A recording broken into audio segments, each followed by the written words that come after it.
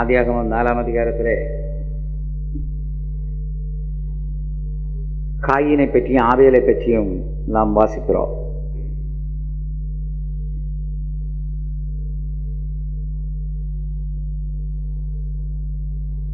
ஆதாம் ஏவாள் பாவம் செய்த பின்பு தேவன் அவர்களை தோட்டத்தை விட்டு துரத்தி விட்டார். அவர்கள்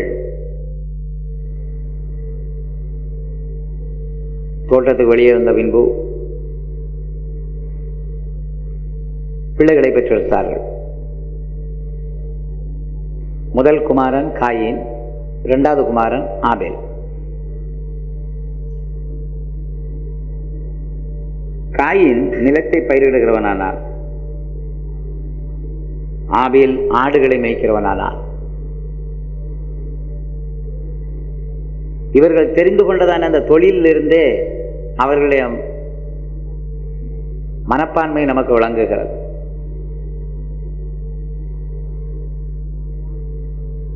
காயின் ஏன் நிலத்தை பயிரிடுகிறவனாய் மாறுகிறான், ஆபேல் ஏன் ஆடுகளை மேய்க்கிறவனாய் மாறுகிறார்?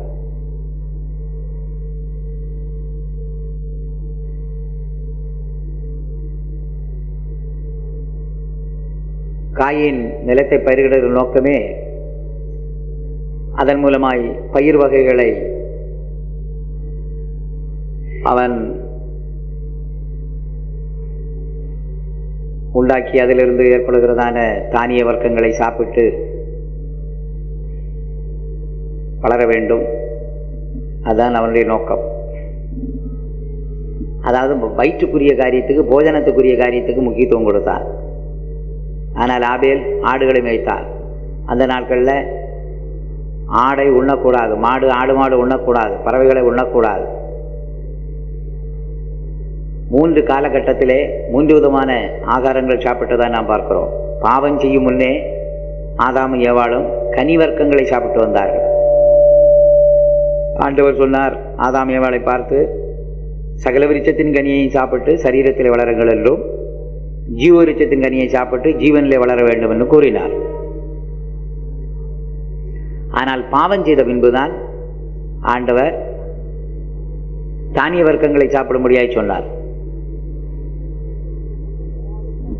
ஆனால் நோவாவின் காலத்துக்கு பிறகு இந்த முழு உலகமும் தண்ணீரால் அழிக்கப்பட்டு தானிய வர்க்கங்கள் எல்லாம் அழிந்து போய் தாவர வர்க்கம் எல்லாம் அழிந்து போன பின்பு நோவாவின் பேழையை விட்டு நோவாவின் குடும்பத்தார் வெளியே வரும்பொழுதுதான் கர்த்தர் சொல்லுகிறார், மிருகங்களையும் பறவைகளையும் சாப்பிட சொன்னார். அந்த ஒரு முறைமை இன்றைக்கு வரைக்கும் இருந்து கொண்டிருக்கிறது. ஆனால் இந்த காயின் ஆபேல் இருந்த நாட்களிலே ஆண்டவர் மிருகங்களையோ பறவைகளையோ சாப்பிட சொல்லவில்லை, தானிய வர்க்கங்களை சாப்பிட சொன்னார். ஆகையினால் காயினுடைய மனதெல்லாம் நிலத்தை பண்படுத்த வேண்டும், நிலத்திலே பயிரிட வேண்டும், சாப்பாட்டுக்குரிய காரியங்களை கவனிக்க வேண்டும் என்று இருந்தது. ஆனால் ஆபேலுடைய தொழில் அப்படி அல்ல, ஆடுகளை மேய்க்கிற தொழில். ஏன் ஆடுகளை மேய்த்தான்? அந்த நாட்களிலே அவர்கள் தோல் உடையை தரித்து கொண்டிருந்தார்கள். ஆண்டவர் ஆதாம் ஏவாளுக்கு தோல் உடைகளை கொடுத்தார். அப்படியானால் அந்த தோல் உடைகள் உண்டாக்குவதற்கு ஆடுகளை மேய்க்கிற தொழிலை ஆபேல் தெரிந்து கொண்டான். ஆடுகளின் தோலை உரித்து அந்த தோல்களினால் தங்களுக்கு உடைகளை உண்டாக்கி கொள்ளலாம் என்று. ஆகையினால் வஸ்திரம் தரிக்க வேண்டும், நிர்வாணத்தை மூட வேண்டும். இந்த மனப்பான்மை ஆபேலுக்கு இருந்தது. காயினுக்கோ சாப்பிட வேண்டும் என்ற நோக்கமும் தான் இருந்தது. கடைசியில் தாங்கள் செய்த தொழிலிருந்து காணிக்கையை கொண்டு வந்தார்கள். காயின் தன்னுடைய நிலத்திலே கிடைத்ததான பலனை கொண்டு ஆண்டவருடைய சமூகத்திலே காணிக்கை செலுத்தினார். ஆனால் ஆபேலோ தன்னுடைய ஆடுகளிலே கொழுமையானவைகளையும் முதன்மையானவைகளையும் அதிலே சிலவற்றை கொண்டு வந்து ஆண்டவருக்கு காணிக்கை செலுத்தினார். கர்த்தர் பார்த்தார், 2 காணிக்கையிலுமே மேன்மையான காணிக்கை இதென்று கர்த்தர் பார்த்தார். இதை பிற்காலத்தில் எபிரேய நிருபக்காரன் 11ஆம் அதிகாரத்திலே 4ஆம் வசனத்தில் இவ்விதமாய் சொல்லுகிறார். நாம் வாசிக்க கேட்போம். எபிரேயர் 11:4. விசுவாசத்தினாலே ஆபேல் காயினுடைய பலியிலும் மேன்மையான பலியை தேவனுக்கு செலுத்தினான். மேன்மையான பலியை தேவனுக்கு செலுத்தினான். அதனாலே அவன் நீதிமான் என்று சாட்சி பெற்றான். அவனுடைய காணிக்கைகளை குறித்து தேவனே சாட்சி கொடுத்தார். அவன் மரித்தும் இன்னும் பேசுகிறான். அவ காணிக்கை, காயினுடைய காணிக்கையை பார்க்கலும் ஆபேலுடைய காணிக்கை பலி மேன்மையாயிருந்தது. அதில் இருந்த மேன்மை என்ன? அவன் கொண்டு வந்ததான ஆடுகளிலே ஜீவன் இருந்தது. புதிய ஏற்பாட்டிலே ஜீவ பலியாய் நம்மை ஒப்புக் கொடுக்க வேண்டும் என்று பவுல் சொல்லுகிறாரே, பலியிலே கர்த்தர் ஜீவனை எதிர்பார்க்கிறார். நாம் செலுத்தும் பலி பரிசுத்தமான பலியா இருக்க வேண்டும், மனப்பூர்வமான பலியா இருக்க வேண்டும், ஜீவ பலியா இருக்க வேண்டும். ஆபேல் கொண்டு வந்த ஆடுகளிலே இரத்தம் இருந்தது, அந்த இரத்தத்திலே ஜீவன் இருக்கிறது. ஆனா காயின் கொண்டு வந்ததான காணிக்கையிலே இரத்தம் கிடையாது.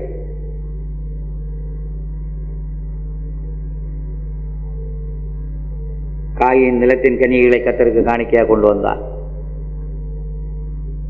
ஆகையினால் காயினுடைய பலியை பார்க்கலாம், ஆபேலுடைய பலி மேன்மையான பலி என்று கருதப்பட்டது.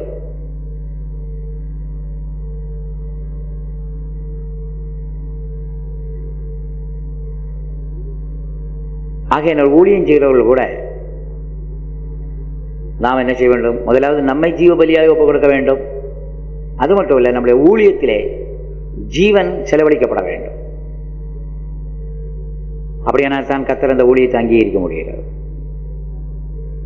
ஜீவனை கொடுத்து பாட்டு பாட வேண்டும், ஜீவனை கொடுத்து பிரசங்கம் பண்ண வேண்டும், ஜீவனை கொடுத்து ஜெபிக்க வேண்டும், ஜீவனை கொடுத்து சோத்திரம் பண்ண வேண்டும், ஜீவனை கொடுத்து உபவாசிக்க வேண்டும். நம்மிடத்திலிருந்து ஜீவன் வெளிப்பட்டு கொண்டே இருக்க வேண்டும். அப்படியானால் அந்த பலியை, காணிக்கையை, அந்த ஊழியத்தை கர்த்தர் அங்கீகரிக்கிறார். பவுல் கூட சொல்லுகிறார், ஊழியத்து நிமித்தம் நான் பான பலியாய் வார்க்கப்பட்டு போனாலும் என்று சொல்லுகிறார். நான் பான பலியாய் வார்க்கப்பட்டு போனாலும், மலையாளத்தில் பார்த்தால் நான் இரத்தம் சிந்தப்பட வேண்டிய சூழ்நிலை ஏற்பட்டாலும் என்று மொழிபெயர்த்திருக்கிறார்கள். ஆகையினால் நாம் இரத்தத்தை செலவழித்து, இரத்தத்தை சிந்தி, ஜீவனை செலவழித்து நாம் என்ன செய்ய வேண்டும்? ஊழியத்தை செய்ய வேண்டும். பிலிப்பியர் 2:17 மேலும் உங்கள் விசுவாசமாகிய பலியின் மேலும் ஊழியத்தின் மேலும் நான் வார்க்கப்பட்டு போனாலும் நான் மகிழ்ந்து உங்கள் அனைவரோடும் கூட சந்தோஷப்படுவேன். நான் வார்க்கப்பட்டு போனாலும், மலையாளத்தில் இரத்தம் சிந்தப்பட வேண்டியது வந்தாலும் சந்தோஷத்தோடு நான் மகிழ்ந்து ஊழியம் செய்வேன் என்று சொல்லுகிறார். ஆகையினால் நம்முடைய ஊழியத்தில் ஜீவன் செலவழிக்கப்பட வேண்டும். கர்த்தருக்காய் ஜீவனை கொடுத்து பாடுபட வேண்டும். சில இடங்களுக்கு நாம் போகும் பொழுது பிரயாண கஷ்டங்கள் இருக்கும். அதில் நம்முடைய ஜீவன் செலவழிந்து கொண்டிருக்கும். வேளா வேலைக்கு சாப்பிட முடியாது, வேளா வேலைக்கு குடிக்க முடியாது, வேளா வேலைக்கு குளிக்க முடியாது. அதன் மூலமாக ஜீவன் வெளியேறி கொண்டிருக்கும். பவுல் சொல்லுகிறார், நான் வார்க்கப்பட்டு போனாலும், ஊழியத்தின் மேலும் நான் வார்க்கப்பட்டு போனாலும் நான் மகிழ்ந்து உங்கள் அனைவரோடு உங்களை சந்தோஷப்படுவேன். ஆபேல் ஜீவபலியை கொண்டு வந்தான். இனிமேல் அடுத்தது ஆபேல் கொழுமையானவைகளை கொண்டு வந்தான். நாமும் கர்த்தருக்கு கொழுமையான காரியங்களை செலவழிக்க, அவருக்கு ஒப்பு கொடுக்க வேண்டும். நேரங்களில் கொழுமையான நேரம் என்ன நேரம்? விடிய காலமா, காலை நேரமா, மத்தியான நேரமா, சாயங்கால நேரமா, இரவு நேரமா? எந்த நேரம் கொழுமையான நேரம்? விடிய காலம். வேதம் சொல்லுகிறது, அதிகாலையில் என்னை தேடுகிறவன் என்னை கண்டடைகிறார். அதுதான் கொழுமையான நேரம். அந்த நேரத்தை கர்த்தருக்கு செலவழிக்கும். எல்லாரும் அதிகாலையில் தேவ சமூகத்தில் எழும்பி கர்த்தரை மையப்படுத்த முடியாது. தேவனை அதிகமாக நேசிக்கிறவங்க தான் அதிகாலையிலே கர்த்தருடைய சமூகத்திலே எழும்பி கர்த்தரை மையப்படுத்த முடியும். எனவே பருவங்களில் கொழுமையான பருவம் குழந்தை பருவமா, இளமை பருவமா, வாலிப பருவமா வயோதிப பருவமா? வாலிப பருவம். வேதம் என்ன சொல்லுது? உன் வாலிப பிராயத்திலே உன் சிருஷ்டிகரை நினை. வாலிப பிராயத்திலே அந்த வாலிப பிராயம் தான் கொடுமையான பருவம். அந்த பருவத்தை ஆண்டவருக்கு ஒப்பு கொடுக்க வேண்டும். கொடுமையானதை கொடுத்தால் நம்முடைய கொடுமையான நேரம், கொடுமையான பருவம், கொடுமையான எல்லாவற்றையும் ஆண்டவருக்கு கொடுக்க வேண்டும். உங்களுடைய பிள்ளைகளையும் கூட கொடுமையான பிள்ளைகளை, முதன்மையான பிள்ளைகளை கர்த்தருக்கு கொடுக்கணும். சிலர் அப்படி இல்லை. நல்ல திறமசாலிகளை, நல்ல ஆரோக்கியம் உள்ள பிள்ளைகளை, நல்ல ஆற்றல் உள்ள பிள்ளைகளை தங்களுக்காக வைத்துக் கொள்வார்கள். பலவீனப்பட்ட பிள்ளைகளை, வியாதிப்பட்ட பிள்ளைகளை, அறிவிலே குறைந்த பிள்ளைகளை ஊழியத்துக்கு என்று ஒப்புக் கொடுப்பார்கள். இந்த ஆபேல் கொழுமையானதை முதன்மையானதையும் கொடுக்கும் முன்னே, எத்தனையோ ஆண்டுகளுக்கு முன்னே பிதாவாகிய தேவன் கொழுமையானதை முதன்மையானதையும் கொடுத்தார். அதைத்தான் யோவான் 3:16 வாசிக்கிறோம்.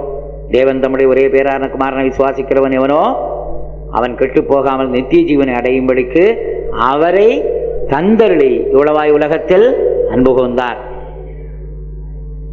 அவரை தந்தருளி. யாரை? அந்த அறிவுள்ள, ஞானமுள்ள, வல்லமையுள்ள, திறமையுள்ள, பரிசுத்தமுள்ள, அன்புள்ள அந்த குமாரனை தந்தருளி இவ்வளவாய் உலகத்தில் அன்பு கூர்ந்தார். பரலோகத்தில் இருக்கிறதுல எல்லாம் கொழுமையானது, முதன்மையானது யாரு? தன்னுடைய ஒரே பேரான குமாரன். அந்த குமாரனை தந்தருளினார். இப்போ ஆபேலுடைய மனசாட்சி அதைத்தான் அவனுக்கு போதித்தது. ஏன்னா அந்த காலத்தில் நியாயப்பிரமாணம் கொடுக்கப்படவில்லை. ஆபேல் ஒரு மனசாட்சி காலத்து பரிசுத்தவான். அவனுடைய மனசாட்சி சொன்னது, நீ கொழுமையானதை கொடு, முதன்மையானதை கொடு. இதுபோல நமக்கு நல் மனசாட்சி இருக்குமானால் நாமும் கூட கொழுமையானதை கர்த்தருக்கு கொடுப்போம், முதன்மையானதை கர்த்தருக்கு கொடுப்போம். ஆபேலுக்கு நல் மனசாட்சி இருந்தது, காயீனுக்கு துர்மனசாட்சி இருந்தது.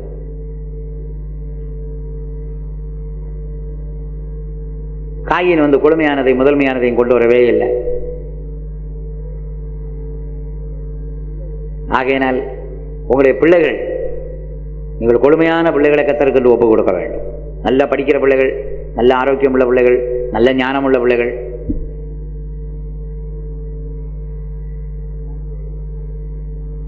பெங்களூரில் ஒரு அம்மா சொல்லிச்சு, ஐயா என் 4 பிள்ளைகளில் ஒரு பிள்ளையை ஊழியத்துக்கு கொடுக்க போகிறேன், அதனால் நீங்கள் வீட்டுக்கு வந்து அந்த ஊழியத்துக்கு கொடுக்க போகிற பிள்ளைக்காக ஜெபம் பண்ணுங்கன்னு சொன்னாங்க. நானும் சந்தோஷமாக வீட்டுக்கு போனேன். கடைசியில் சொன்னேன், அந்த ஊழியத்துக்குரிய பிள்ளையை கூப்பிடுங்க, ஜெபம் பண்ணலாம். அவங்க சொன்னாங்க, தம்பி ஐயாவுக்கு தண்ணி கொண்டு வாடா. அவன் வரும்பொழுது பார்த்தீங்கன்னா அவன் கை கோணையாக இருக்குது, தண்ணியை ஒரு கப்பில் இப்படியே பிடிச்சிட்டு வர்றான். பக்கத்தில் வந்தவன சொல்கிறாங்க, ஐயா இந்த பிள்ளையைத்தான் நான் ஊழியத்துக்கு கொடுக்க போகிறேன். அவன் நொண்டி நொண்டி வர்றான். நான் கேட்டேன், அப்போ மூத்த பிள்ளை நல்லா படிக்கிற பிள்ளை, இன்ஜினியரிங் படிக்க வைக்க போகிறேன். 2வது பிள்ளை, அந்த பிள்ளைக்கு நல்ல ஆரோக்கியம் இருக்குது, நான் MBBS படிக்க வைக்க போகிறேன். 3வது பிள்ளை நல்ல திறமையான பிள்ளை, கல்யாணம் பண்ணி கொடுக்க போகிறேன். 4வது பிள்ளை இந்த பிள்ளை. அப்போ கோணக்கை, கோணக்கால், கோண மூஞ்சியெல்லாம் ஆண்டவருக்கு, நல்ல பிள்ளையெல்லாம் உனக்கும் உலகத்துக்கும். இது எப்படிப்பட்ட இருதயம் சொல்லுங்க? இதுதான் காயீனின் இருதயம். ஆனால் ஆபேலுடைய இருதயம் அப்படி இல்லை. கொழுமையானதை முதன்மையானதும் கர்த்தருக்கு கொடுத்தான். நாமும் கொழுமையானதையும் கொடுக்கணும், முதன்மையானதையும் கொடுக்கணும்.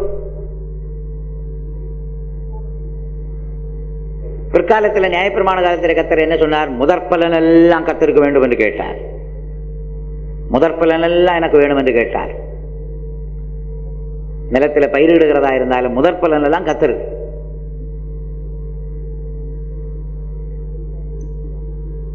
அந்த வெளிப்பாடு நம்முடைய விசுவாசிகளுக்கு கிடைத்தபடினால் தான் தங்களுக்கு வேலை கிடைச்சோன்னா முதல் சம்பளம் யாருக்கு கொடுப்பாங்க? கர்த்தருக்கு கொடுப்பாங்க. சொல்லுங்க, முதல் சம்பளம் யாருக்கு? கர்த்தர்.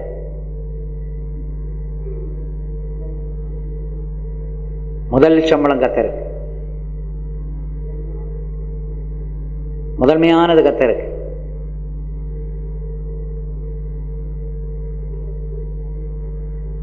இப்படி கொழுமையானதை முதன்மையானதை கர்த்தருடைய சமூகத்தில் கொண்டு வந்த பொழுதால் கர்த்தர் ஆபேலையும் அவன் காணிக்கையை என்ன செய்தார்? அங்கீகரித்தார். ஆபேலையும் அவன் காணிக்கை, அந்த ஆபேலுன்னு சொல்ற நேரத்தில் அது அவனுடைய ஜீவியத்தின் பகுதி, காணிக்கைன்னு சொல்றது அவனுடைய ஊழியத்தின் பகுதி. கர்த்தர் நம்முடைய ஊழியத்தை அங்கீகரிக்கணுமா? முதலாவது நம்மை அங்கீகரிப்பாரானால் நாம் செய்கிற எல்லா ஊழியங்களையும் கர்த்தர் அங்கீகரிப்பார். காயினையும் அவன் காணிக்கை என்ன செய்யவில்லை? அங்கீகரிக்கவில்லை. இப்ப காயினுடைய ஜீவியம் சரியில்லை, ஆகையினால் நம்முடைய ஊழியத்தையும் கர்த்தர் அங்கீகரிக்கவில்லை. அதனால் நம்முடைய ஊழியத்தை பார்க்கல, நம்முடைய ஜீவியம் தான் ரொம்ப முக்கியம். நம்மை கர்த்தர் அங்கீகரித்து விட்டார் என்றால் நாம் என்ன ஊழியம் செய்தாலும் கர்த்தர் அங்கீகரிப்பார்.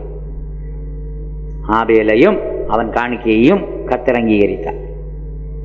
அதனால் நம்மை அங்கீகரிக்கக்கூடிய ஒரு நிலவரத்தில் நாம் என்ன செய்யணும்? நம்முடைய ஜீவியத்தை பரிசுத்தப்படுத்தணும். நம்முடைய ஜீவியம் கர்த்தருக்கு பிரியமா இருக்கணும். கர்த்தர் நம்மை அங்கீகரிக்க வேண்டும்.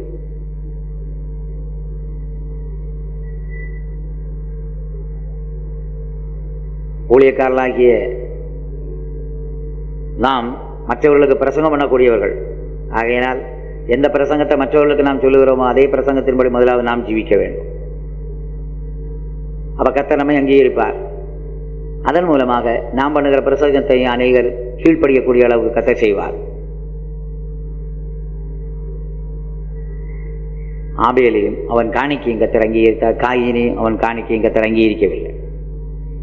இப்படி ஆபேலையும் அவன் காணிக்கையை அங்கீகரித்த உடனே காயினுக்கு என்ன நடந்தது? காயினுடைய முகநாடி வேறுபட்டது, அவனுக்குள்ள எரிச்சல் உண்டானது. ஆனால் அன்புள்ள தேவன் என்ன செய்தார்? காயினை சந்தித்து ஒரு எச்சரிப்பு விட்டார். காயினே, நீ நன்மை செய்தால் மேன்மை இல்லையோ, நன்மை செய்யாதிருந்தால் பாவம் உன் வாசப்படியிலே படுத்திருக்கும். அதனால பாவம் நம்முடைய ஜீவியத்தை விட்டு நாம் பாவங்களை அறிக்கையிடும் பொழுது அந்த பாவம் கழுவப்படுகிறது, உண்மைதான். ஆனால் ஆண்டவர் சொல்லுகிற அந்த வார்த்தையின்படி பார்க்கும் பொழுது நம்மை விட்டு போன அசுத்த ஆவியானாலும் சரி, நம்மை விட்டு போன பாவமானாலும் சரி, அந்த பாவத்தை உண்டு பண்ணுகிற சக்தி, வல்லமை, அசுத்த ஆவிகள் நம்மை விட்டு போனாலும் மிகவும் எச்சரிக்கையாக இருக்க வேண்டும். அவைகள் வாசப்படியிலே படுத்து கிடக்கிறது.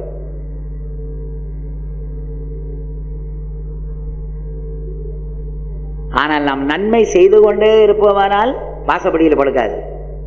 நன்மை செய்தால் மேன்மை இல்லையோ, நன்மை செய்யாதிருந்தால் பாவம் உன் வாசப்படியிலே படுத்துரும். இது ஆண்டவர் காயினுக்கு சொல்ற வார்த்தை. புதிய ஏற்பாட்டில் இயேசுநாதர் அசுத்த ஆவியை பற்றி சொல்லும் பொழுது என்ன சொல்லுகிறார்? அசுத்தமான ஒரு ஆவி ஒரு மனுஷனை விட்டு புறப்பட்டு வனாந்தரமான இடங்களில் தேடி இளைப்பாறும் ஸ்தலம் இல்லை என்று கண்டு நான் விட்டு அந்த வீட்டுக்கு போவேன் என்று சொல்லி தான் விட்டு வந்த வீட்டுக்கு வந்து சேர்ந்தது. அப்பொழுது அந்த வீடு வெறுமையாய் அலங்கரிக்கப்பட்டிருப்பதை கண்டு தான் போய் தன்னிலும் பொல்லாத 7 ஆவிகளை கூட்டிக் கொண்டு வந்து அந்த மனுஷனுக்குள்ளே பிரவேசித்தது.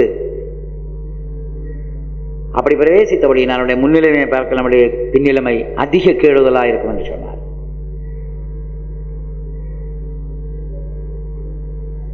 அப்ப அங்கே நீ நன்மை செய்யாதிருந்தால் பாவம் உன் வாசப்படியில படுத்திருக்கும்னு சொல்றார். இங்கே இயேசுநாதர் சொல்லுகிறார், நம்ம விட்டு போன ஆவிகள் திரும்பவும் நம்மை சந்திக்க வரும். ஆனா ஒண்ணு, நாம் வெறுமையாய் நம்ம வைக்க கூடாது. இரண்டாவது, நம்ம அலங்கரிக்க கூடாது. அப்ப நாம் நம்மை வெறுமையாய் வைக்காமல் நம்முடைய எல்லாவற்றையும் அவருடைய எல்லாவற்றாலும் நிரப்பிக்கொள்ள வேண்டும். இப்ப எபேசியர் 1ஆம் அதிகாரம் கடைசி வசனம், எல்லாவற்றையும் எல்லாவற்றாலும் நிரப்புகிறவருடைய நிறைவாகிய சரீரமான சபைக்கு அவரை தலையாக தந்தருளினார். அந்த தேவனுடைய எல்லாவற்றாலும் நம்முடைய எல்லாவற்றையும் நிரப்பிக்கொள்ள வேண்டும். அதாவது நம்முடைய மனதை அவருடைய ஞானத்தாலும் அறிவினாலும் வசனத்தாலும் நிரப்பிக்கொள்ள வேண்டும். நம்முடைய இருதயம் விசுவாசத்தாலும் அன்பினாலும் கிருபையினாலும் நிரப்பப்படணும். நம்முடைய சரீரத்தில் இருக்கிற எலும்பு நரம்பு தசையெல்லாம் அவருடைய சத்துவத்தாலும் வல்லமையினாலும் நிரப்பப்பட வேண்டும். இப்படி அவருடைய எல்லாவற்றாலும் நம்முடைய எல்லாம் நிரம்பி இருக்குமானால் நம்ம விட்டு போனதான அசுத்த வல்லமைகள் நமக்குள்ள வரவே முடியாது. அதனால எந்த காரணத்தை முன்னும் நாம் நம்ம வெறுமையா வைக்கவே கூடாது. ஒரு டம்ளர்ல 3/4 பகுதி தண்ணி இருக்குமானால் மீதி 1/4 பகுதி என்னத்தால் நிரம்பி இருக்கும்? காற்றினால் நிரம்பி இருக்கும். அதே நேரத்தில் அந்த டம்ளர் தண்ணீரினால் நிரப்பப்பட்டு அந்த டம்ளர் நிரம்பி வழியுமானால், சங்கீதக்காரருடைய வார்த்தையெல்லாம் அதுதான், என் தலையை எண்ணெயால் அபிஷேகம் பண்ணுகிறீர், என் பாத்திரம் நிரம்பி வழிகிறது. அந்த நிரம்பி வழியக்கூடிய ஒரு அனுபவம் தான் புதிய ஏற்பாட்டு சபையின் அனுபவம். அப்படி நிரம்பி வழிந்து கொண்டே இருக்குமானால் நம்ம விட்டு போன அசுத்த வல்லமைகளை திரும்ப நம்ம தாக்க முடியாது. பெருமையா வைக்கக்கூடாது. ரெண்டாவது, அலங்கரிக்க கூடாது. புறம்பான அலங்கரிப்புக்கு இடம் கொடுக்காதபடி நாம் மிகவும் ஜாக்கிரதையா இருக்க வேண்டும். லௌகீக நம்மிடத்தில் காணப்பட்டால் பிசாசுக்கு நம்ம மேல ஒரு பிடி உண்டாகும். அதனால தான் இயேசுநாதர் சொன்னார், உலகத்தின் அதிபதி வருகிறான், அவனுடைய ஒன்றும் என்னிடத்தில் இல்லை. லௌகீகம் காணப்படக்கூடாது. புறம்பான அலங்கரிப்பு நமக்கு வேண்டாம்.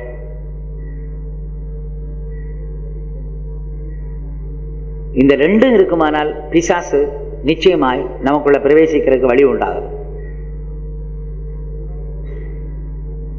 நாம் பெருமையாயும் வைக்கக்கூடாது, அலங்கரிக்கவும் கூடாது. ஆனால் அவன் பெருமையாய் அலங்கரிக்கப்பட்டவனாய் இருந்தபடியினால் அந்த பிசாசு பொல்லாத பிசாசுகளோடு உள்ளே பிரவேசித்தது. ஆகையினால் காயினுக்கு கர்த்தர் சொல்லுகிறார், நீ நன்மை செய்யாதிருந்தால் பாவம் உன் வாசப்படியிலே படுத்திருக்கும். அதனால பாவம் நம்முடைய வாசப்படியில படுக்காம இருக்கணுமா? நாம் நன்மை செய்து கொண்டே இருக்க வேண்டும். பாவம் வாசப்படியில படுத்தா என்ன நடக்கும்? தருணம் கிடைக்கும் பொழுது அது உள்ள வரும். சில வீடுகள்ல எல்லாம் நாயை உட்கார வைக்க வேண்டிய இடத்துல உட்கார வச்சிருக்காங்க. அது அந்த இடத்தை விட்டு உள்ள வர்றதில்லை. அப்படி எப்பாவது உள்ள வரணும்னு அது விரும்பினாலும் உள்ளே இருந்து பயங்கர சத்தம் வரும், சாமி உள்ள வராத, அங்கே இரு. ஆனா சில இடங்கள் அப்படி இல்லை. நாய் சேர்ல தான் ஏறி உட்கார்ந்துருக்கு. ஒரு வீட்டுக்கு விசிட்டிங் போனா சேரை தூக்கி போட்டாங்க, நான் உட்கார்றதுக்குனால நாய் ஏறி உட்கார்ந்துச்சு. அந்த அம்மா சொல்லுது, சாமி கீழே இறங்கு, கீழே இறங்கு. அது வாலாட்டிட்டு இருக்கு. அதுக்கு அர்த்தம், என்ன தொந்தரவு பண்ணாத, டோன்ட் டிஸ்டர்ப் மீ. கடைசியில், ஐயா நான் டீ கொண்டு வர்றேன்னு கிச்சனுக்குள்ளே போனாங்க. அப்போ அந்த வீட்டில் ஒரு பிள்ளை இருந்தது. நான் அந்த பிள்ளைய பார்த்து கேட்டேன், என்னம்மா அந்த நாய் கீழே இறங்க மாட்டேங்குது. ஐயா உங்களுக்கு தெரியாதா, மாமூலா அந்த நாய் உட்கார்ற சேர் தான் அது. இப்போ மாமூலா உட்கார சேரில் என்ன உட்கார விடுமா? அது அதுடைய ஆசனத்தை எனக்கு விட்டு தருமா? அப்போ அந்த வீட்டில் அப்படி பழக்கினதுனால இப்போ விசிட்டர்ஸ் வந்தால் உட்கார முடியாது, அந்த சேரில் உட்கார விடாது. அப்போ சிலர் நாயை வைக்க வேண்டிய இடத்துல வச்சுருக்காங்க, சிலர் நாயை வைக்கக்கூடாத இடத்துல வச்சுருக்கிறதுனால பிரச்சனை வருது. அதனால இந்த நாய் போல தான் பேசுகிறார், பாவம் உன் வாசப்படியில் என்ன செய்யும்? படுத்து கிடக்கும்.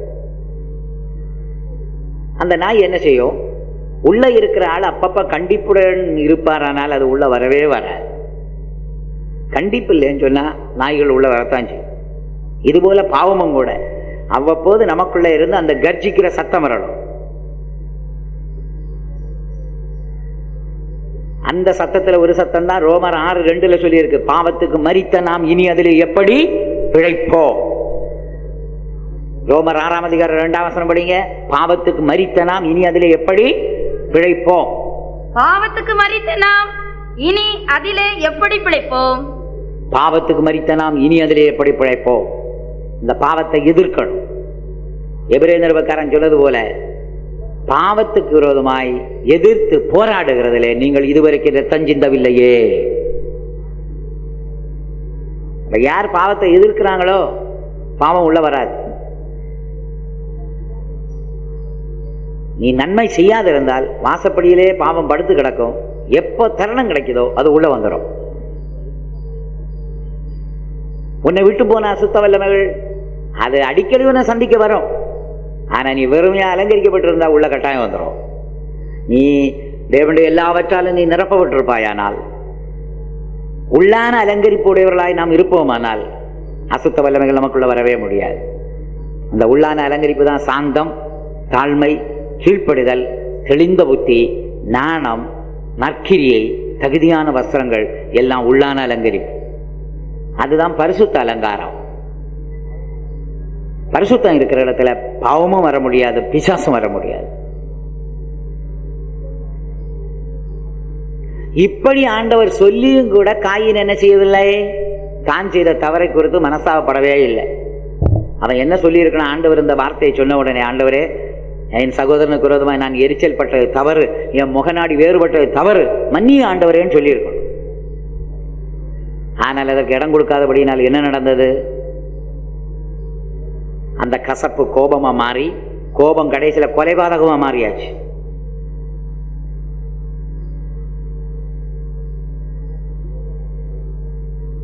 அதனால இப்படிப்பட்டதான நிலவரம் வராதிருக்கும்படி நாமும் துவக்கத்திலே நம்முடைய ஜீவியத்தை சரி பண்ணி கொள்ள வேண்டும். மீட்கப்படும் நாளுக்கு என்று முத்திரையாக பெற்ற பரிசுத்தாவியை துக்கப்படுத்தாதிருங்கள் என்று சொல்லி எபேசியர்ல சொல்லப்பட்டிருக்கிறது அல்லவா?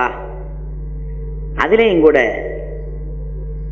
படிப்படியாக மனுஷனுக்குள்ள எப்படி இந்த கோபம் எந்த நிலவரத்தை உண்டாக்குகிறது என்று சொல்லப்பட்டிருக்கிறது. 4ஆம் அதிகாரம் 31ஆம் வசனம். சகலவிதமான கசப்பு, கோபம், மூர்க்கம், கூக்குரல், தூஷணம், மற்ற எந்த துர்க்குணமும் உங்களை விட்டு நீங்க கடவது. அப்போ முதல்ல நமக்குள்ள கசப்பு வருதான். அந்த கசப்புக்கு இடம் கொடுத்தா என்ன வரும்? கோபம். கோபத்துக்கு இடம் கொடுத்தா மூர்க்கம். அதுக்கு பிறகு என்னத்தை உண்டாக்கும்? கூக்குரலுக்கு பிறகு தூஷணம். கடைசியில் என்னத்துல போய் முடியும்? துர்க்குணத்துல போய் முடியும். அப்ப இந்த கசப்பு வரும் பொழுதே நாம் என்ன செய்யணும்? மனசாகப்பட்டு மன்னிப்பு கேட்டுறோம். ஆனா இந்த கசப்புக்கு முன்னால 2 இருக்கு. மன வருத்தம், தப்பான அபிப்பிராயம். முதல்ல ஒரு ஆள் மேல மன வருத்தம் தான் வரும். ஆனா மன வருத்தம் வந்த உடனே என்ன செய்யணும்? அந்த ஆள்கிட்ட போய், இப்படி உங்க மேல எனக்கு மன வருத்தம் வந்துருச்சு, தயவுசெய்து மன்னிச்சுடுங்கன்னு சொல்லி மன்னிப்பு கேட்டுட்டீங்க, அந்த மன வருத்தம் போயிடும். அந்த மன வருத்தத்தை நீங்க மன்னிப்பு கேட்காம வச்சா அந்த குறிப்பிட்ட ஆளை பற்றி உனக்கு தப்பான அபிப்பிராயம் வரும். இவர் இப்படிப்பட்ட ஆள் தான், இப்படித்தான் என்ன பண்ணிட்டே இருக்கிறார். அதுக்கு இடம் கொடுக்கும்போதுதான் கசப்பு வருது. கசப்புக்கு இடம் கொடுத்த அடுத்தது கோபம் வந்துடும். கோபத்தோடு நிற்காது, உடனே மூர்க்கம் வருது. மூர்க்கத்துக்கு பிறகு கூக்குரல், பயங்கரமா சத்தம் போடுவாங்க. பிறகு தூஷணமும் பேசிடுவாங்க. கடைசியில துர்க்குணத்துல போய் முடியும். சில நேரத்தில் கொலைபாதகத்திலையும் கூட போய் முடிச்சிடும். இங்க காயினுக்கு வந்த தொந்தரவு அதுதான்.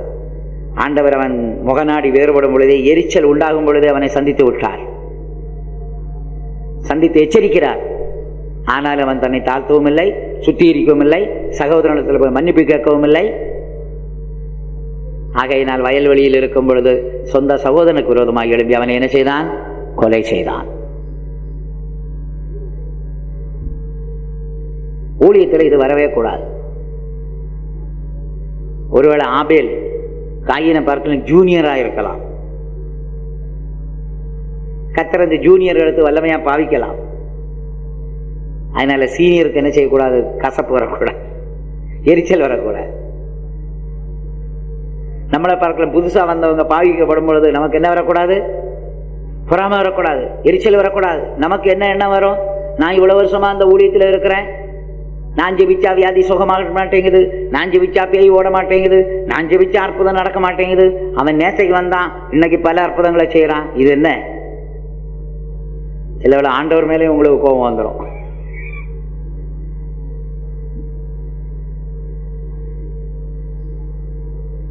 காயினை கர்த்தர் அங்கீகரிக்கிறார், அவன் மூலமாக பல காரியங்களை செய்கிறார்னு சொன்ன உடனே காயினுக்கு கோபம் வரக்கூடாது, எரிச்சல் வரக்கூடாது. அதனால பாஸ்டர் மற்றவர்கள் மேல நமக்கு எரிச்சலோ பொறாமையோ வராமல் இருக்கணும்னா ஒரு காரியத்தை செய்யணும்னு சொன்னார். என்னன்னா, ஆண்டவரே என்ன எடுத்து பாவியும் என்ன எடுத்து உபயோகியும்னு சொல்லி ஜெபம் பண்ணாம, கர்த்தாவே மற்றவர்களை எடுத்து பாவியும் மற்றவர்களை எடுத்து உபயோகியும்னு ஜெபம் பண்ணணுமா?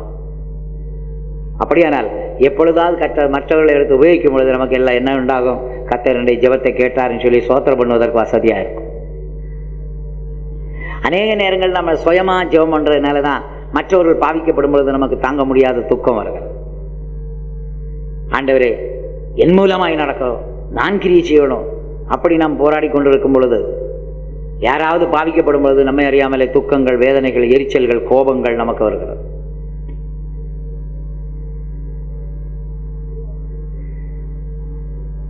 அப்படி அவர் ஜெபிச்சதுனால யாராவது ஒரு பிரசங்கர் நல்லா பிரசங்கம் பண்றான்னு சொன்னா அவர் ரொம்ப சந்தோஷப்படுவார். ஐயா அவர் மூலம் அற்புத அடையாளம் நடக்குது, அவர் சொல்லுவார் நடக்கட்டுமே. அநேக பிசாசுகள் துரத்தப்படுகிறார்கள், நடக்கட்டுமே.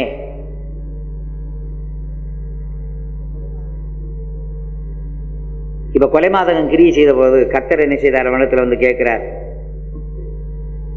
காயினே உன் சகோதரன் எங்கே? உன் சகோதரன் எங்கே? பாருங்க, ஒரு பாவம் செய்தா தொடர்ந்து இன்னொரு பாவம் வரும் என்பதை நாம் நம்முடைய வாழ்க்கையிலிருந்து வழங்கிக் கொள்கிறோம். உன் சகோதரன் எங்கே? அதுக்கு அவன் சொல்றான், நான் அறியேன், நான் அறியேன். ஆண்டவர் கேட்கிறார். நான் அறியேன் என்று சொன்னது மட்டுமல்ல, ஆண்டவரை பார்த்து அவன் சொல்லுகிறான், நான் அவனுக்கு காவலாளியோ? ஆண்டவரை எதிர்த்து கேள்வி கேட்கிறான். இப்ப ஆண்டவர் என்ன செய்தார்? உண்மையான நிலவரத்தை வெளியில கொண்டு வருகிறார். உன் சகோதரனுடைய இரத்தம் பூமியிலிருந்து என்ன நோக்கி கூப்பிடுகிறது.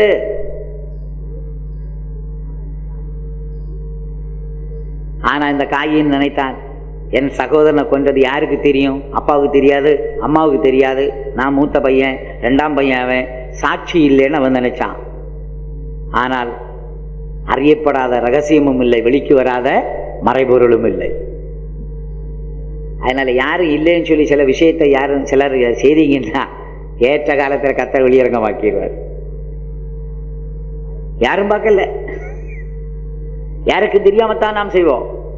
ஆனா ஏற்ற காலத்தில் கர்த்தரை வெளியரங்கமாக்கி விடுவார். யார் மூலமாக?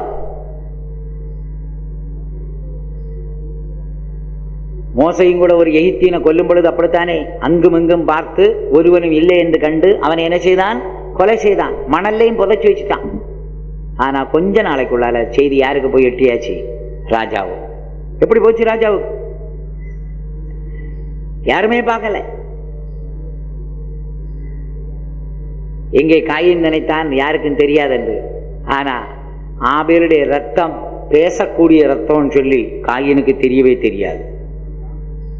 ஆபேலின் ரத்தம் என்ன, எப்படிப்பட்ட ரத்தம்? பேசும் ரத்தம். சொல்லுங்க, என்ன ரத்தம்? பேசுங்க. ஆண்டவர் சொல்லுகிறார், ஆபேலின் ரத்தம் பூமியிலிருந்து உன் சகோதரன் ரத்தம் என்ன நோக்கி கூப்பிடுகிறது. இப்ப இனிமே காயினுக்கு இப்ப மறைச்சு வைக்கவே முடியாது. கடைசியில காயினை கர்த்தர் என்ன செய்தார்? நீ இந்த பூமியிலே சபிக்கப்பட்டிருப்பாய், நீ நிலத்தை பயிரிடும் பொழுது அது பலனை கொடுக்காது, நீ பூமியில் நிலையற்ற அலைகிறவனாயிருப்பாய் என்று சொல்லி அவனுக்கு ஒரு பெரிய தண்டனையை போட்டார். கடைசியில காயின் கர்த்தருடைய சந்நிதியை விட்டு புறப்பட்டு போனான். சொல்லுங்க, கர்த்தருடைய சந்நிதியை விட்டு புறப்பட்டு போனான். இனிமே கர்த்தருடைய சந்நிதியில் இருக்க முடியாது. அதனால நாம் சிந்திக்க வேண்டியது, நம்முடைய ஊழியம் காயினின் ஊழியமா ஆபேலின் ஊழியமா? பாருங்க, ஒரு பாவம் செய்தா தொடர்ந்து இன்னொரு பாவம் வரும் என்பதை இதுல இருந்து விளங்கிக் கொள்கிறோம். முதலாவது எரிச்சல், பிறகு முகநாடி வேறுபடுது, கொலைபாதகம் பண்ணுகிறான், நான் அறியேன் என்று பொய் சொல்லுகிறான், காவலாளியோ என்று கேட்கிறான். எல்லாம் ஒண்ணுக்கு பின்னால் ஒன்று வந்து கொண்டே இருக்கிறது. பாவம் பூர்ணமாகும் பொழுது கர்த்தர் என்ன செய்கிறார்? அவன் தேவ சமூகத்தில் இருக்க முடியாதபடிக்கு காயின் கர்த்தருடைய சந்நிதியை விட்டு புறப்பட்டு போனான். ஆதாமை பொறுத்த வரைக்கும் ஆதாமையும் ஏவாளையும் கர்த்தர் தோட்டத்தை விட்டு துரத்தினார்னு போட்டிருக்கு. தேவன் தோட்டத்தை விட்டு என்ன செய்தார்? துரத்தினார். அதுபோல சிலரை எல்லாம் கர்த்தர் ஊழியத்தை விட்டு துரத்திடுவார். சிலரெல்லாம் ஆண்டவர் துரத்தாமலே புறப்பட்டு போயிட்டே இருப்பாங்க. நம்ம துரத்த வேண்டிய அவசியமே இல்லை. நாம ஏன் மற்றவங்களை துரத்தணும்? அவங்களே புறப்பட்டு போயிட்டே இருப்பாங்க. அந்த டைம் வரணும், சொல்லாம கொள்ளாம பெட்டி கிட்டி எல்லாம் அடிக்கிட்டு போயிட்டே இருப்பாங்க. போயிட்டு வரேன்னு கூட சொல்ல மாட்டாங்க,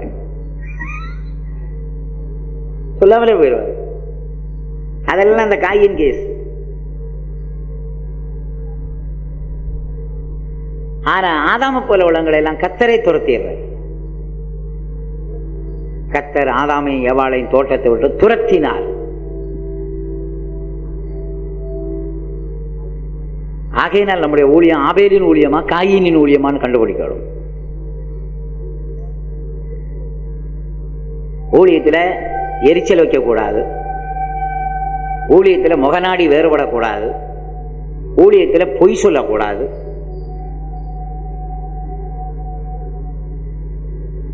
ஊழியத்தில் ஆண்டவரை எதிர்த்து கேள்வி கேட்கக்கூடாது.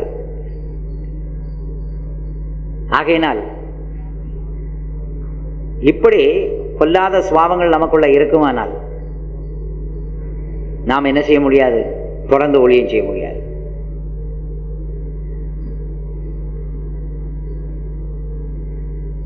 அதனால பாருங்க, காயினின் ஊழியம் பார்த்தீங்களா, தொடர்ந்து இப்படி நடந்து கொண்டே இருக்கிறது. ஆனா ஆபேல் அப்படி இல்லை. அவனுடைய இருதயம் நல்ல இருதயம், கசப்பில்லாத இருதயம், எரிச்சல் இல்லாத இருதயம்.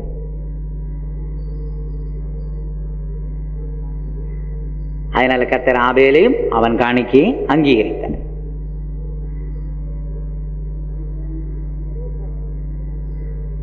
அவனை பற்றி கர்த்தரே சாட்சி கொடுக்கிறார்.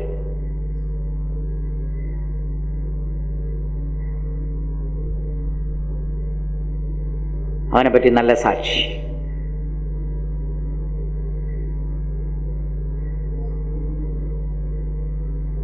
ஆகையினால் இந்த நாட்களிலே ஒரு பாவம் இன்னொரு பாவத்தை பிறப்பிக்கக்கூடியதாக இருக்கிறபடினால் அந்த பாவங்கள் வராதபடிக்கு தொடக்கத்திலே நமக்குள்ள இருக்கிற அந்த பொல்லாத சுபாவங்களை நம்ம விட்டு நீக்கி போட வேண்டும். காயின் கர்த்தருடைய சந்நிதியை விட்டு புறப்பட்டு போனான். தேவ சமூகத்தை விட்டு நாம் புறப்பட்டு போகக்கூடிய அளவுக்கு இருக்கக்கூடாது. அப்போ கசப்பு இருக்கிறவங்க கர்த்தருடைய சந்நிதியில் இருக்க முடியாது, எரிச்சல் வர்றவங்க கர்த்தருடைய சந்நிதியில் இருக்க முடியாது, பொய் சொல்றவங்க கர்த்தருடைய சந்நிதியில் இருக்க முடியாது, எதிர்த்து பேசுறவங்க கர்த்தருடைய சந்நிதியில் இருக்க முடியாது. அந்தந்த நேரம் வரும்பொழுது புறப்பட்டு போய்கொண்டே இருப்பார்கள். ஆகையினால் மன வருத்தம் வரும் பொழுதே, துக்கம் வரும் பொழுதே நாம் என்ன செய்யணும்? மன்னிப்பு கேட்டு ஒப்புரவாய்க்கொள்ளணும்.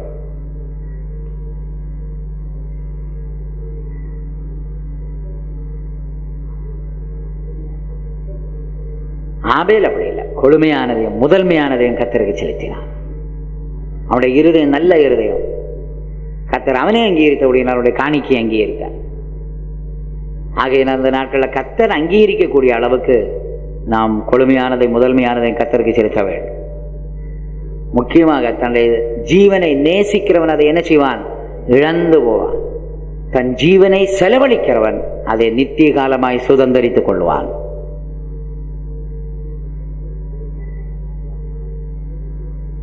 ஊழியக்காரர்களானாலும் விசுவாசிகளானாலும் கர்த்தர் நமக்கு ஒரு கிரீடம் வச்சிருக்கிறார். அந்த கிரீடம் ஜீவ கிரீடம். சொல்லுங்க, என்ன கிரீடம்? ஜீவ கிரீடம். ஜீவ கிரீடம் யாருக்கு? யார் யார் ஜீவனை செலவழிக்கிறாங்களோ அவங்களுக்கு தான் ஜீவ கிரீடம். அதனால ஜபத்தில் நம்முடைய ஜீவன் செலவழியணும், உபவாசத்தில் நம்முடைய ஜீவன் செலவழியணும், கண்விழிப்பில் நம்முடைய ஜீவன் செலவழியணும். போராடி ஜெபிச்சு பாருங்க, உங்களிடத்திலிருந்து வேர்வை வெளியேறும். அந்த வேர்வை தான் ஜீவன். கண்ணீர் விட்டு அழுது ஜெபிச்சு பாருங்க, அந்த வெளியில வர்ற கண்ணீர் நம்ம ஜீவன். உபவாசித்து ஜெபம் பண்ணி பாருங்க, நம்முடைய சரீரத்தில் ஒரு வாட்டம் உண்டாகும், நம்முடைய ஜீவன் வெளியேறுகிறது.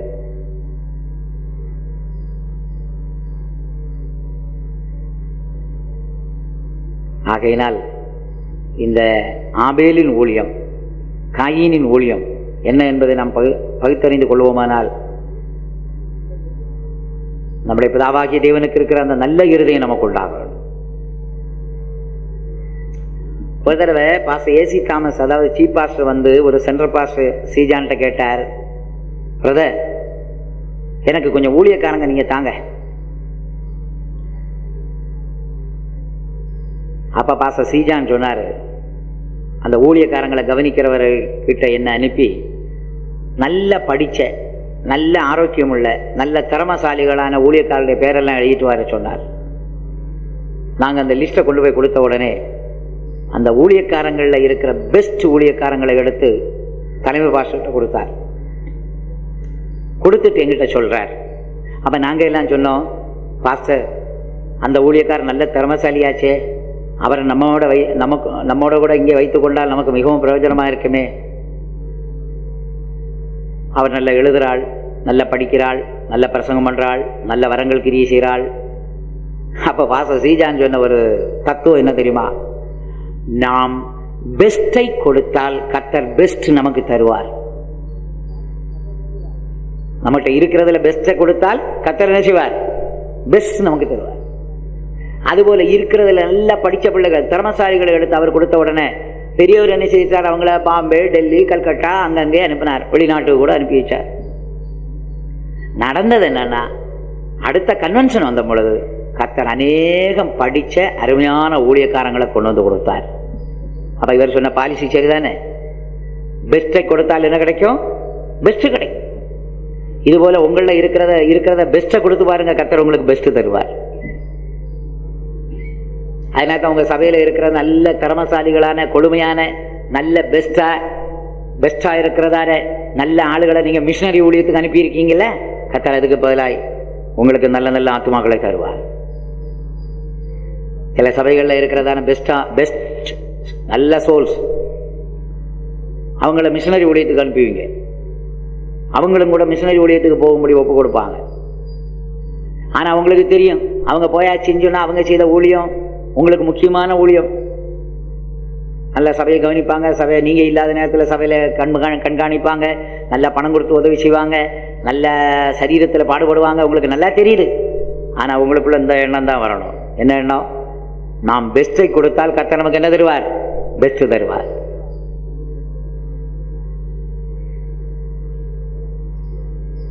கொடுமையானதை கொடுத்தா கர்த்தர் நமக்கு கொடுமையானதை தருவார். முதன்மையானதை கொடுத்தா கர்த்தர் நமக்கு முதன்மையானதை தருவார்.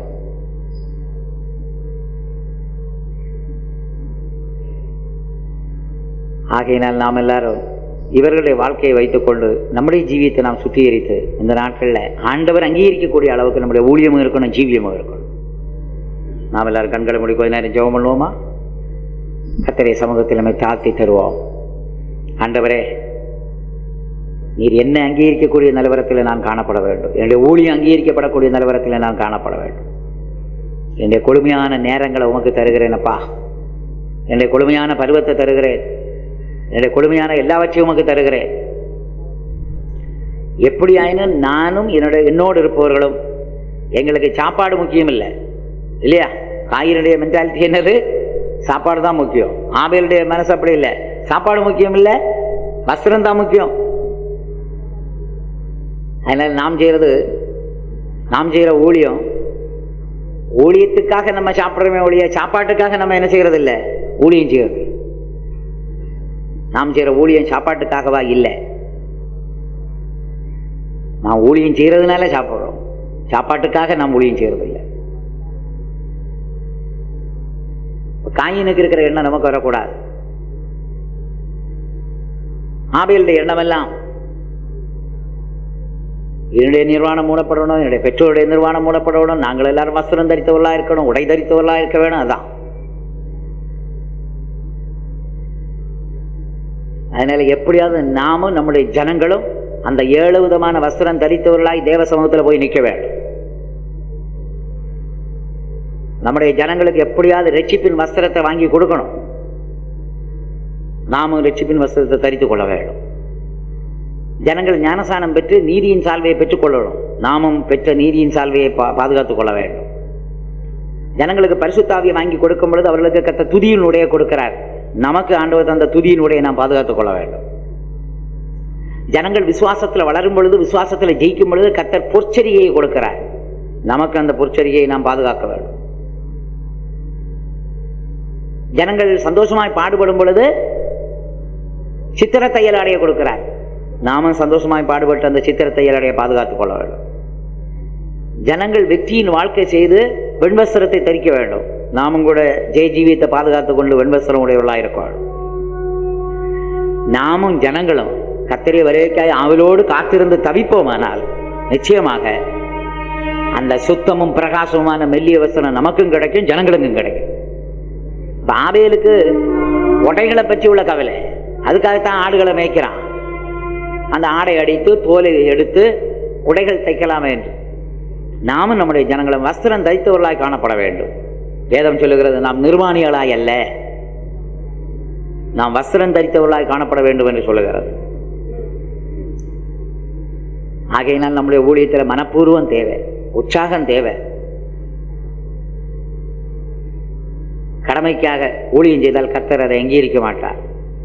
அதனால் தான் வேதத்தில் சொல்லியிருக்கு, என்னுடைய ஊழியத்தை அசதியாக செய்கிறவன் என்ன செய்யப்பட்டவன்? சபிக்கப்பட்டவன். ஊழியத்தில் அசதி வரக்கூடாது, நிர்விசாரம் வரக்கூடாது.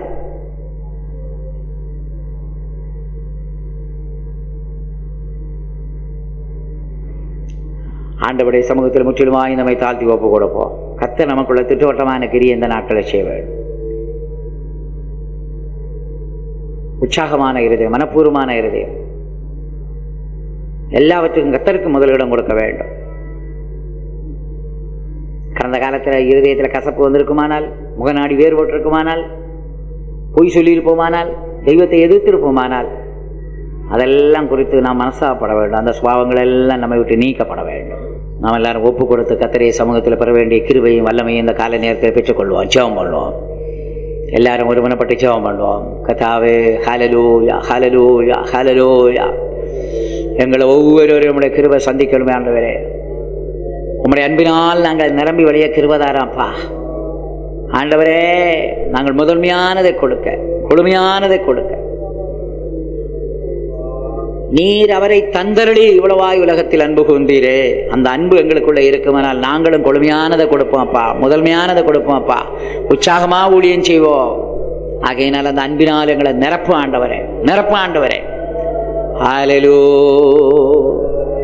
காயினிடத்துல காணப்பட்ட சுபாவம் எங்களுக்குள்ள காணப்படக்கூடாது. எங்களை உங்களுடைய அபிஷேகத்தால் எங்களுடைய ஜீவியத்தை மாற்றும் ஆண்டவரே. ஹல்லேலூயா.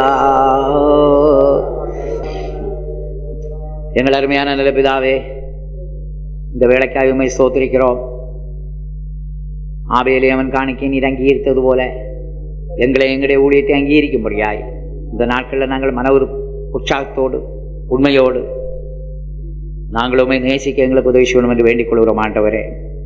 காயினிடத்தில் வந்த பொல்லாத அனுபவங்கள் எங்களுக்குள்ள வரக்கூடாதப்பா. இது நிமித்தமாக அவன் கர்த்தருடைய சந்நிதியை விட்டு புறப்பட்டு போனான் என்று எழுதியிருக்கிறது. ஊழியக்காரர்களாகிய நாங்கள் கடைசி வரைக்கும் இந்த ஊழியத்தில் உண்மையாயிருந்து உம்முடைய சமூகத்தை விட்டு புறப்பட்டு போகாதபடி, உம்முடைய சமூகத்தில் நாங்கள் துரத்தப்படாதபடிக்கு நாங்கள் மிகுந்த பயத்தோடு இந்த ஊழியத்தை செய்ய கிருபை தருவோம் என்று வேண்டிக் கொள்கிறோம் ஆண்டவரே. ஆண்டவரே, மற்றவர்கள் பாவிக்கப்படும் பொழுது, உயர்த்தப்படும் பொழுது அதை குறித்து துக்கப்படாமல், எரிச்சல் அடையாமல் இருக்க எங்களுக்கு உதவி செய்யும். இந்த நாட்களில் மற்ற எல்லா ஊழியக்காரர்களும் எடுத்து வல்லமையான எடுத்து பாவிக்க வேண்டும் என்று வேண்டிக் கொள்கிறோம் ஆண்டவரே. ஊழியக்காரர்கள் மூலமாய் அற்புதங்களை செய்யும். ஊழியக்காரர்கள் மூலமாய் குணமாக்குவனங்கள் கிரீஷியிடும். ஊழியக்காரர்களுக்கு வல்லமையான அதிகாரத்தையும் கொடுமாண்டவரே. உங்களுடைய நாம மிக்க ஜீவிக்க கிருபைதாரும் உம்மை போல மாற உதவி செய்யும். இயேசுவின் மூலம் கேட்கிறோம் பிதாவே, ஆமென்.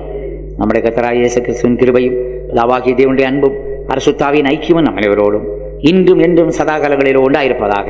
ஆமென். அல்லேலூயா. எல்லாருக்கும் ஸ்தோத்திரம். Praise the Lord.